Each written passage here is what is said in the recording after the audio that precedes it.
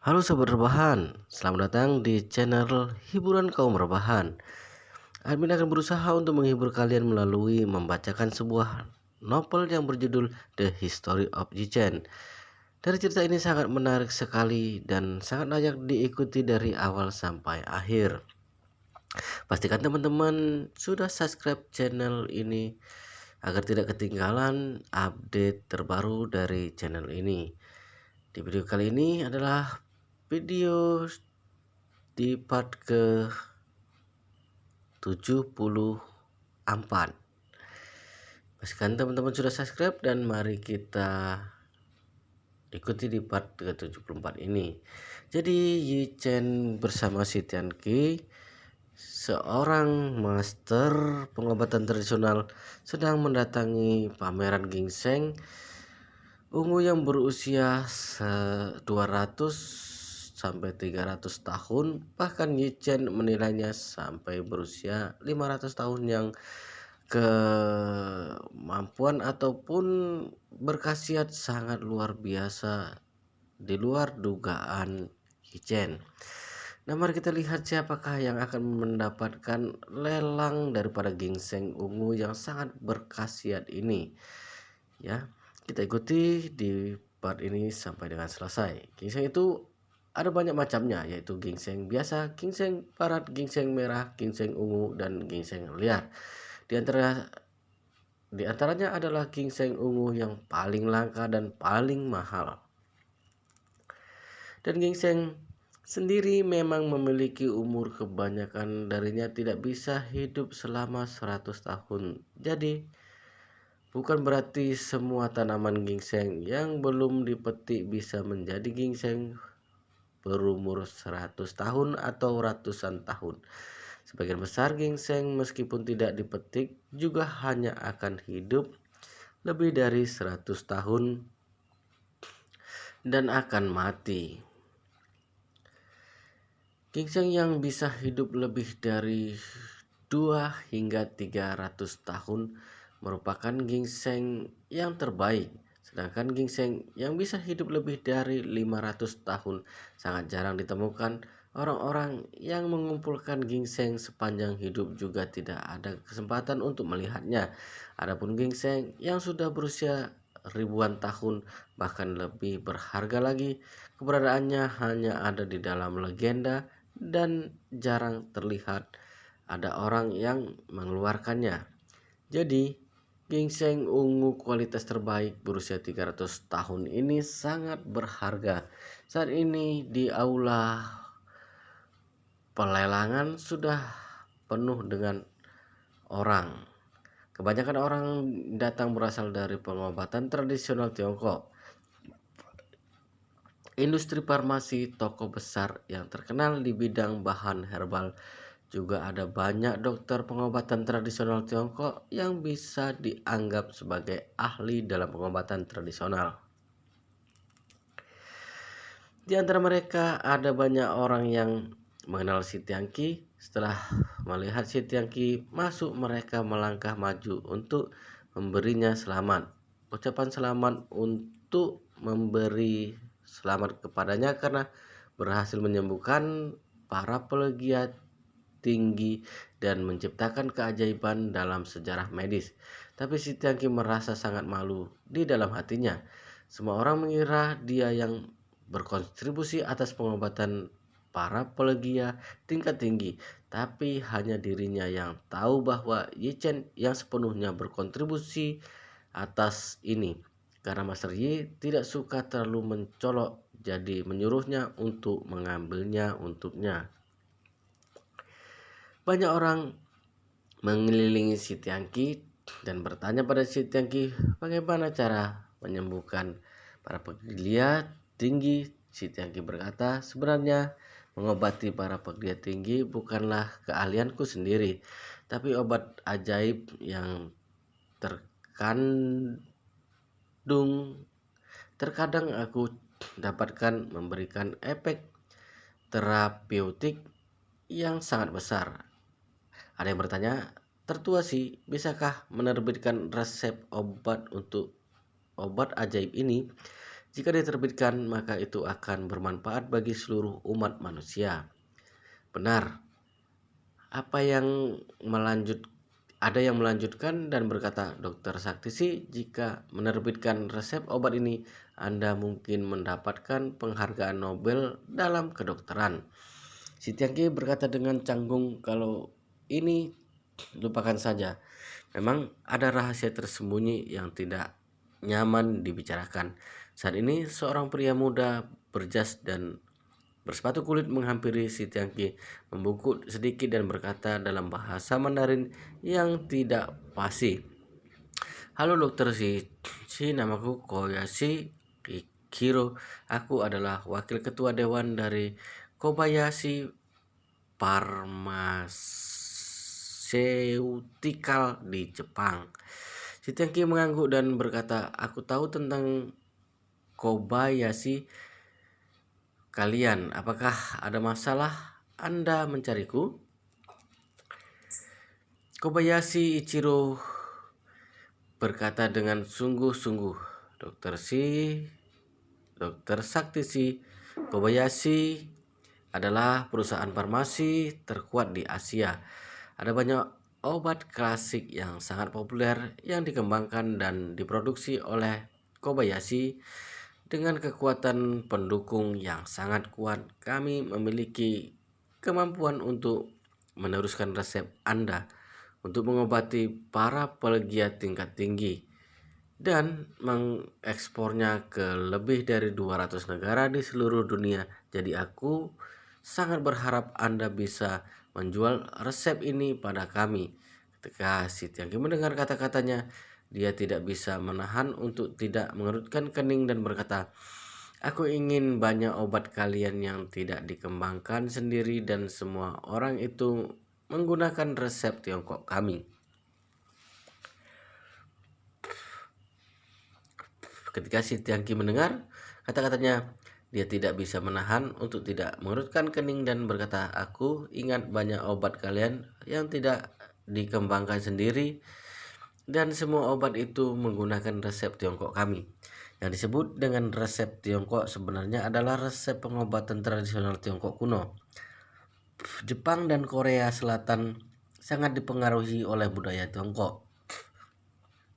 Di zaman kuno, secara alamiah pengobatan mereka juga pengobatan tradisional Tiongkok. Sekarang perusahaan farmasi dari kedua negara ini semuanya bergerak di bidang resep Tiongkok. Terus terang saja, mereka menjiplak resep dari leluhur Tiongkok. Karena resep Tiongkok kuno semuanya tercatat dalam beberapa karya Pharmacope. Juga tidak ada perlindungan hak cipta yang jelas sehingga perusahaan Jepang dan Korea ini menjiplak berbagai resep dari Pharmacope pengobatan tradisional Tiongkok, kemudian memproduksi berbagai obat untuk dijual di seluruh dunia. Tidak masalah jika mereka menjelaskan bahwa obat-obatan ini berasal dari resep Tiongkok kuno, tapi mereka hanya ingin mempublikasikan bahwa resep itu dikembangkan oleh mereka sendiri. Bahkan ada yang lebih tidak tahu malu lagi yang mengatakan resep Tiongkok sebagai resep yang diturunkan oleh leluhur negara mereka sendiri, membuat konsumen di seluruh dunia beranggapan bahwa obat-obatan ini benar-benar warisan leluhur Jepang dan Korea Selatan. Plagiarisme terang-terangan semacam ini sudah lama membuat si Tiangki dan banyak praktisi pengobatan tradisional Tiongkok marah. Saat ini Kobayashi Ichiro dengan angkuh berkata, Dokter Saktisi, aku ingin memperbaiki kesalahan Anda. Semua obat dari Kobayashi kami tidak ada menggunakan resep Tiongkok. Semuanya adalah pengembangan kami berdasarkan esensi pengobatan tradisional Jepang. Mendengar Kobayashi Ichiro menyangkalnya, si Tiangki berkata dengan dingin, aku ingat kalian ada 3 obat yang dipasarkan di seluruh dunia. Obat itu adalah obat mah, obat sakit tenggorokan, dan lotion eksim.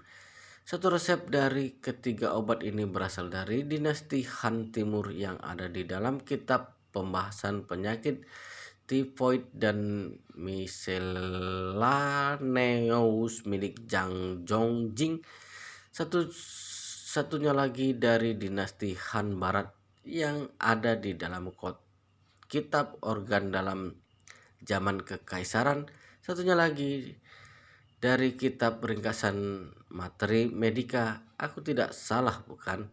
Ekspresi Kobayashi terlihat jelek, tapi dia tetap menyangkalnya. Apakah dokter Saktisi bercanda? Kitab obat kuno Tiongkok yang berumur 1 atau 2 ribu tahun itu adalah sampah yang belum dibuktikan kebenarannya dan tidak ada dasarnya ilmiah. Kobayashi, kami adalah perusahaan besar, mana mungkin menggunakan kitab obat 1 atau 2 ribu tahun yang sudah terbelakang. Benar-benar konyol. Para ahli pengobatan tradisional Tiongkok yang ada di tempat menjadi emosi setelah mendengar Kobayashi menghina pengobatan tradisional Tiongkok secara terang-terangan. Si Tiangki berkata, atas nama keadilan, kebetulan aku tidak sibuk selama 2 hari ini. Setelah pameran selesai, aku akan menulis 3 makalah tentang 3 resep obat kalian itu secara mendetail, asal-usul obat, juga catatan yang ada di kitab kuno kami. Aku akan mengungkapkan semuanya. Aku ingin melihat bagaimana kalian akan menyangkalnya lagi setelah dipublikasikan. Ekspresi Kobayashi tiba-tiba terlihat gelap. Dia adalah wakil ketua Dewan Kobayashi. Perusahaan ini didirikan oleh ayahnya. Tentu saja dia tahu cerita di dalamnya. Kobayashi bisa berkembang seperti sekarang. Semuanya mengandalkan resep yang tercatat di kitab kuno Tiongkok.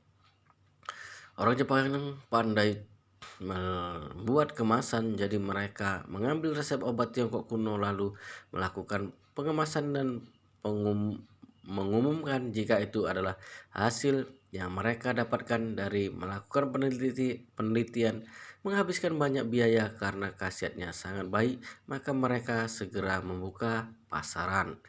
Tapi Kobayashi tetap tidak mau mengaku jika formula obat mereka adalah formula yang mereka tiru dari resep Tiongkok kuno. Oleh karena itu, si Tiangki merasa sangat tidak senang, hanya saja dia tidak pernah menemukan kesempatan untuk memprotesnya. Tidak diduga, dia bertemu Kobayashi di sini. Tentu saja dia harus menegakkan keadilan untuk pengobatan tradisional Tiongkok. Kobayashi tidak menyangka si Tiangki menyebutkan secara akurat asal-usul resep ketiga obat mereka. Karena takut si Tiangki benar-benar akan menerbitkan makalah, maka dia buru-buru berkata, Dokter Saktisi tidak perlu sampai membuat makalah, bukan? Aku hanya ingin bekerjasama denganmu tentang obat baru. Kita akan bekerjasama jika kamu setuju. Jika tidak, maka kita tidak perlu bekerjasama. Tidak perlu sampai bermusuhan, bukan? Si Tiangki berkata dengan serius. Karena kamu menyangkal telah meniru resep Tiongkok, maka aku tidak mungkin bekerjasama denganmu. Selamat tinggal. Setelah itu si Tiangki berkata lagi, ngomong-ngomong, aku pasti akan menulis makalahnya. Kobayashi melihat si Tiangki sambil mengetakkan giginya. Dia menahan diri selama beberapa saat supaya tidak emosi. Dia mengangguk dan berkata, baik, aku tidak akan memaksa jika Dokter Saktisi Tiangki mau bekerjasama. Setelah itu dia bertanya lagi, Dokter Saktisi, aku tidak mau resep obatnya lagi. Apakah Anda bisa menjual sebutir obat untukku? Aku bersedia membayar 50 juta yuan. Ayahku mengalami kecelakaan mobil beberapa tahun yang lalu dan sekarang harus berbaring di tempat tidur karena paraplegia tinggi. Aku sebagai putranya sangat berharap dia bisa sembuh. Hanya 50 juta yuan membuat si Tiangki kaget. Si Tiangki melirik Yichen karena itu adalah obat ajaib. Yichen, jika dia bersedia menjual sebutir seharga 50 juta yuan kepada Kobayashi, dirinya bisa dianggap membantu Yichen menjadi perantaranya. Namun, Yichen diam-diam melambaikan tangan. Dia tidak peduli dengan 50 juta yuan. Dia tidak mungkin menjual obat kepada orang Jepang yang meniru resep obat Tiongkok demi 50 juta yuan. Si Tiangki segera berkata kepada Kobayashi karena melihat Yichen melambaikan tangan. Maaf Tuan Kobayashi, obatnya sudah habis dipakai, tidak akan ada lagi. Kobayashi mengangguk, wajahnya terlihat suram. Baiklah Dokter Saktishi, aku sudah tahu, aku tidak akan memaksa, kita akan bertemu lagi nanti. Dia langsung berbalik dan pergi. Yichen berkata kepada si Tiangki, saat ini orang Jepang ini terlihat licik. Jika dia merasa kamu punya resep yang bisa mengobati paraplegia tinggi, maka kamu harus berhati-hati. Karena jika obat ajaib ini diproduksi, maka bisa mendapatkan keuntungan besar di seluruh dunia. Sebelumnya ada film yang berjudul Aku Bukan Dewa Pengobatan yang menceritakan seorang pasien Tiongkok yang menderita leukemia karena tidak mampu membeli obat modern yang harganya sangat mahal, maka dia hanya bisa pergi ke India untuk membeli obat tiruan. Melalui film ini bisa dilihat betapa jahatnya farmasi besar demi mendapatkan keuntungan. Ketika satu jenis obat dihasilkan, seorang pasien setidaknya harus mengeluarkan uang sebanyak 2 sampai 30 ribu yuan sebulan untuk membeli obat. Bukankah ini cara yang sangat kejam? Kobayashi juga ingin mendapatkan beberapa obat khusus yang bisa dijual dengan harga tinggi, jadi mereka menargetkan si Tianqi. Kobayashi merasa jika ada obat yang bisa menyembuhkan paraplegia tingkat tinggi, maka itu berarti punya alat ampuh untuk mengumpulkan uang. Seorang yang mengidap paraplegia tinggi akan berbaring di tempat tidur seumur hidup, tidak bisa berjalan, bahkan tidak bisa buang air besar dan kecil sendiri. Kondisi yang menyedihkan seperti ini akan membuat dirinya dan keluarganya tersiksa. Jika seorang miliarder menderita paraplegia tinggi, maka satu butir obat akan dihargai 50 juta yuan. Mereka juga akan membelinya dengan senang. Jika orang kaya seperti Bill Gates yang menderita paraplegia tingkat tinggi, mereka juga bersedia membayar 50 miliar yuan untuk harga sebutir obat. Kalau orang miskin yang menderita paraplegia tingkat tinggi, tentu saja dia tidak akan peduli dengan hidup mati mereka. Apakah ada hubungan dengan dirinya? Mau membelinya dengan harga murah? Tidak mungkin. Tapi Kobayashi Ichiro tidak menyangka si Tenki akan langsung menolaknya hingga dia merasa sangat marah. Namun tidak masalah karena dia sudah mencari tahu sebelumnya. Seharusnya si Tiangki masih punya obat ajaib yang bisa menyembuhkan paraplegia tinggi. Dia hanya perlu mencari cara untuk mendapatkan obatnya, membawanya kembali ke Jepang, kemudian menyuruh apoteker perusahaan mempelajari bahan-bahan di dalamnya. Obat ajaib seharusnya bisa segera menirunya. Si Tiangki juga tahu apa yang dipikirkan Kobayashi Ichiro karena keuntungan yang begitu besar itu. Kobayashi Ichiro tidak mungkin menyerah begitu saja. Dia pasti akan memikirkan cara lain. Maka dia berkata kepada Yichen, Master Yi, tenang saja, aku akan berhati-hati. Yichen berkata dengan serius, tidak ada gunanya berhati-hati, mereka akan menggunakan segala cara untuk mendapatkannya. Si Tiangki bertanya dengan panik, Master Yi, apa yang harus aku lakukan? Obat terakhir yang Anda berikan kepadaku selalu kubawa bersama. Jika direbut oleh mereka, maka Yichen tersenyum dan berkata, aku akan memurnikan beberapa obat untukmu nanti, kamu bawa bersamamu. Jika ada yang merebutnya, maka berikan beberapa butir obat itu kepada mereka. Dalam ingatan Yichen, di dalam kitab 9 misteri tercatat obat pil kehidupan sesaat. Pil itu sebenarnya adalah obat beracun. Pasien yang meminumnya akan sembuh dalam waktu singkat, tapi pil kehidupan sesaat itu akan menghabisi seluruh energi di dalam tubuh dan orang itu akan mati. Tidak tahu apakah ayah Kobayashi Ichiro benar-benar menderita paraplegia tinggi atau bukan, tapi bisa membuat satu jebakan untuknya. Jika dia benar-benar punya niat jahat dengan obat ajaib ini, maka dia akan celaka.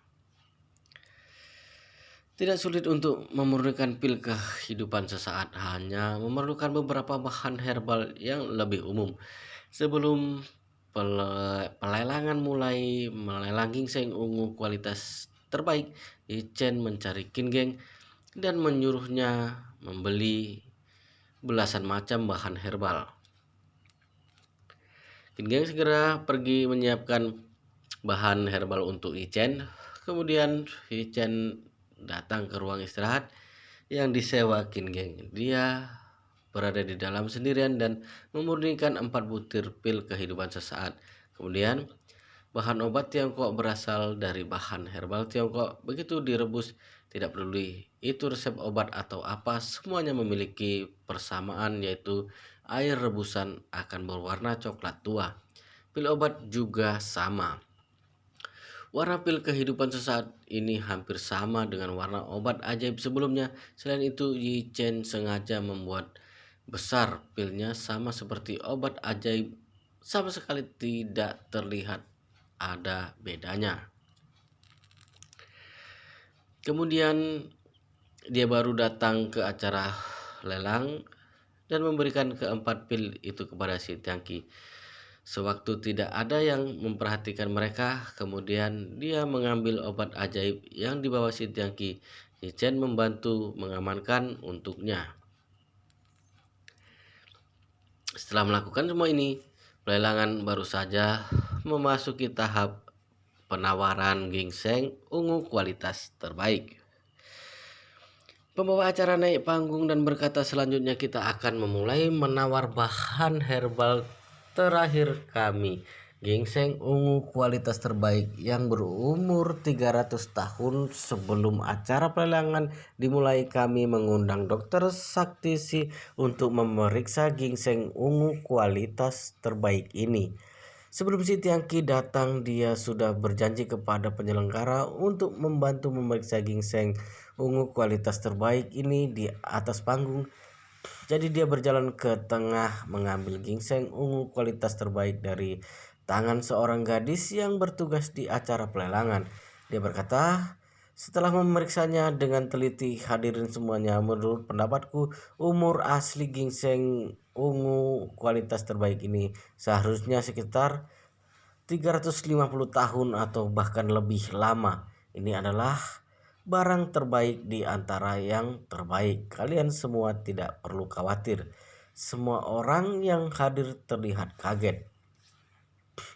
Mereka berpikir usianya 300 tahun, tidak diduga malah berumur di atas 350 tahun. Ini benar-benar luar biasa. Ican juga melihat si Tiangki dengan kagum.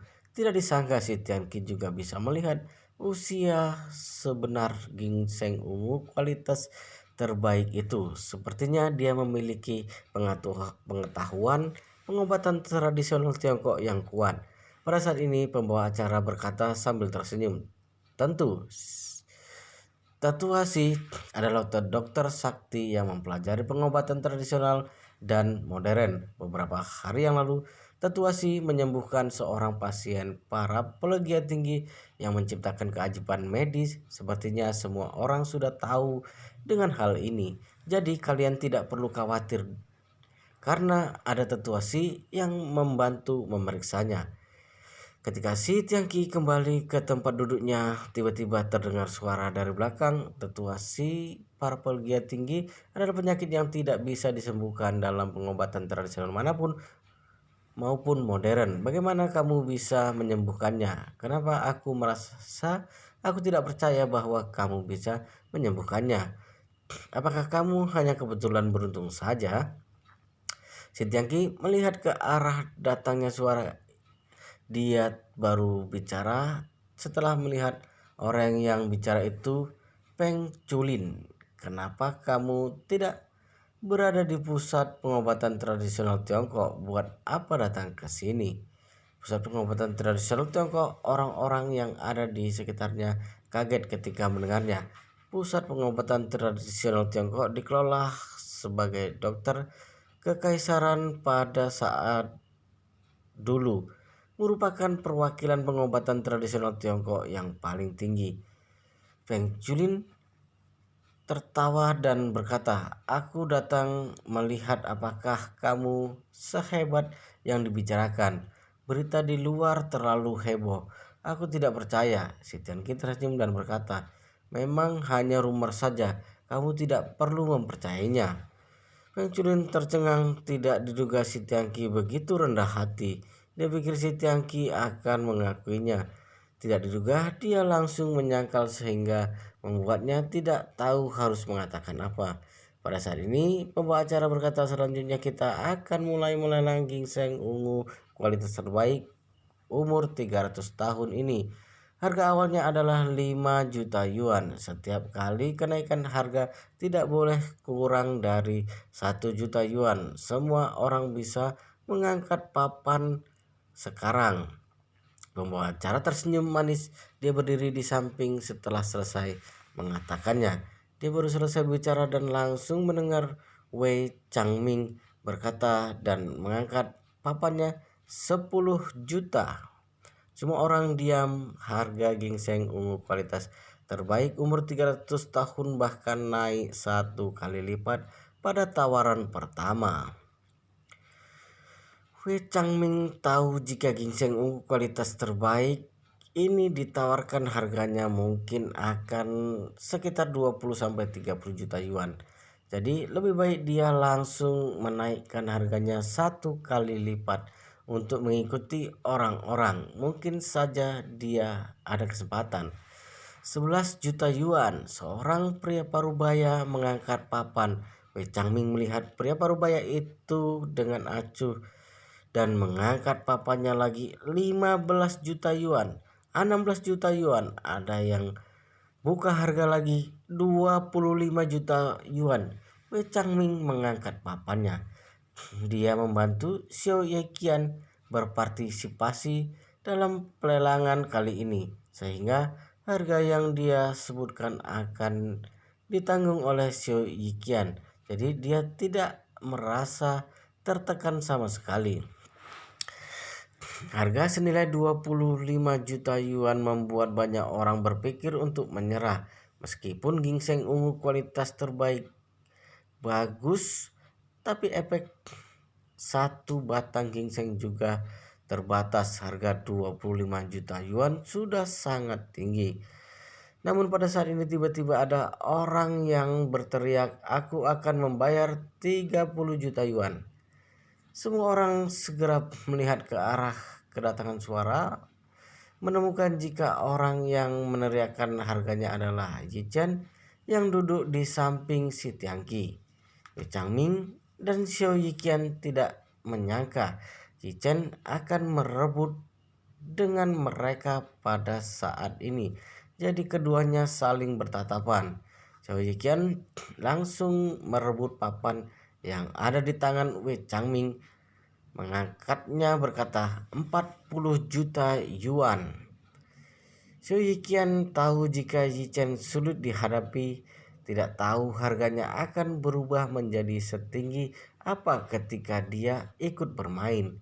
Selain itu, terlihat jelas jika dia tidak bisa membelinya, Yi Chen pasti sengaja melakukannya karena tahu Xiao Yiqian memerlukan ginseng ungu kualitas terbaik ini. Dia ingin menaikkan harga untuk membuatnya marah. Jadi dia langsung menaikkan harga menjadi 40 juta yuan supaya Yi Chen tidak berani maju lagi. Tetapi Yi Chen mengangkat papannya sekali lagi. Pada saat ini dia berkata 50 juta yuan. Di dalam sakunya masih ada cek yang diberikan Song Wanting seharga 100 juta yuan. Terakhir kali dia salah memberikan cek ini kepada ibu mertuanya Man Lan dan hampir menyebabkan malapetaka, sehingga dia sangat kesal dengan cek ini. Dia sudah lama berpikir untuk memakai cek ini, jadi dia sudah membuat persiapan. Hari ini dia akan memakai cek seharga 100 juta ini untuk mendapatkan ginseng ungu ini. Lagi pula selain cek 100 juta yuan yang ada di sakunya ini, uang yang di kartunya sangat banyak. Cek ini baginya hanyalah selembar kertas tidak berguna yang akhirnya bisa digunakan hari ini. Jichen meneriakkan 50 juta yuan membuat Xiao Yiqian sangat marah. Dia mengatakan gigi dan berkata pada Wei Changming, bajingan ini sengaja melawanku 50 juta yuan. Mana mungkin dia bisa mengeluarkan uangnya. Wei Changming juga mengamuk sambil mengumpat, orang ini benar-benar brengsek.